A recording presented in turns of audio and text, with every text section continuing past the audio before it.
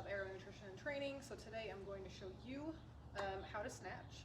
There are a few key skills you're going to need before you can snatch, as this is a more advanced movement.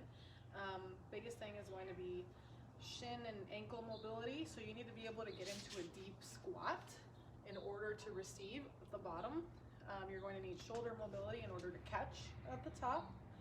And just overall strength in your core and in the other compound lifts, the deadlifts, the overhead press, things that require multiple muscles to move. Something you need to remember with any Olympic lift, whether it's a snatch or a clean and jerk, is going to be that you are moving your body around the barbell and not the other way around. So we're not taking the barbell and moving it, right? We are moving ourselves around the barbell, allowing it to stay in a straight line as we receive at the bottom of the lift. So to begin with the snatch, first you got to figure out your starting position. Okay, so where do I put my hands on the bar? Where do I put my feet? Where does the rest of my body go? So the easiest way to figure out where to put your hands on the bar is to grab the bar.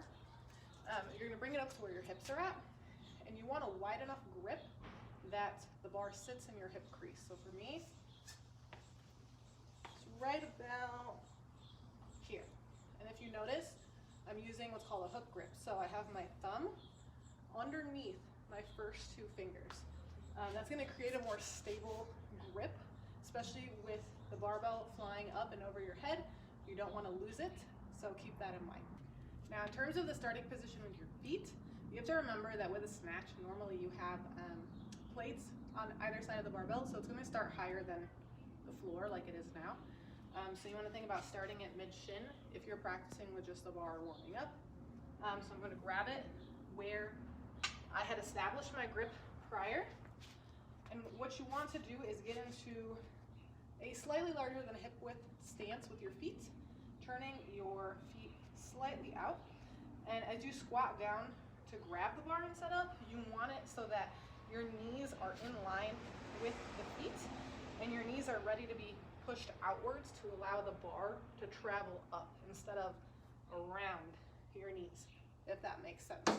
For the sake of the demo, I threw some plates on so that you guys can kind of get an idea of where the bar would normally sit if you're going to grab it, and where the starting position is going to be in terms of everything else. So with your feet, you want to remember, just like any other compound lift, you want even foot pressure. You want to feel even pressure between your heels and your toes, and on average you want to feel the majority of the pressure in your midfoot. So think about your big toe, your little toe, and your heel as a tripod, and then keeping that foot pressure as you bend down to grab the barbell. So we have our feet, we have our knees. Hips are going to be slightly higher than the knees because you want just enough of hip tension to be able to start driving the bar from the floor. And you want to think about pushing the floor away from you, not necessarily pulling the bar up, if that makes sense. So the other thing you have to remember is your lats need to be on. So this muscle right here, your lats, keeps the bar close. You don't want the bar to drift away, especially as you come up. If the bar drifts away, now all of a sudden you have to fight to bring it back. So keep those lats turned on, keep that bar close as you come up, okay? Now, as we're working the barbell up, we want to think about what do we do from here? So we've got the setup. How do I get the bar from my floor to the hips up overhead?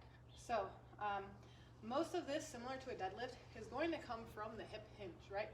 You're taking this momentum from your hips and transferring it up into the bar. And once you do that, you need to think about shrugging and then bringing your elbows up and simultaneously dropping under to catch the bar, okay? So what you're going to do is, if we're going to break this down into smaller steps, you're going to take the barbell from the start position. You're going to begin bringing the bar up, moving knees out of the way, and then keeping shoulders over bar, hips forward, and you're going to shrug, right? So as you come up, hips forward, shrug. Hips, shrug. And you're taking all of that energy from your hips and that shrug is going to transfer it from this way to this way, okay? So now, after you've figured out, okay, how am I going to get the power from my hips into my arms, we need to figure out how to physically get the bar overhead. So you want to think about hips, shrug, elbows, and you're going to drop under the bar. So at the same time that the bar is coming up, you want to drop down in order to catch it, right? So we're not necessarily lifting the barbell overhead. We are moving ourselves around the barbell. Now we've got starting position, right? Bringing it up like a deadlift into our hips pushing it into our shrug, elbows high, shrug, and we drop under simultaneously. Now how do we catch, right? Where should our shoulders be? Your shoulders, think about them as being turned inward or outward, okay? What you want is internal rotation at the top, okay? It's going to give you a stronger base to have that bar overhead in. If you're catching weight overhead, you want to make sure that it's stable. And your shoulders, unfortunately, are a very unstable joint, for lack of a better term, because you've got muscles that are holding it together, as well as your tendons and ligaments, as opposed to bone, like other joints, right? In your knee, you've got bone on bone, tendons, ligaments wrapped around it, as well as the muscle. But with your shoulder, with it being such a hypermobile joint, it's a little bit less stable. So the safest position is going to be internally rotated. So you're going to be up here actively pushing and internally rotating with your wrists bent. You don't want straight wrists, bent wrists. Okay, as you can see, I'm internally rotated, my wrists are back, and it's stable. I'm pushing actively into the bar. Okay, so that if I squat, it doesn't move. If this is your first time doing a snatch, it's going to feel weird. It's going to take practice. If you're at a public gym, usually, not always, they have a smaller training barbell, sometimes 15 pounds. The women's barbell is a little bit thinner to allow for smaller hands to grip, and it's lighter, it's at 35 pounds. So those are always good training barbells to get the move of things. I highly recommend even taking a broomstick to practice the movements with and see how things feel after that.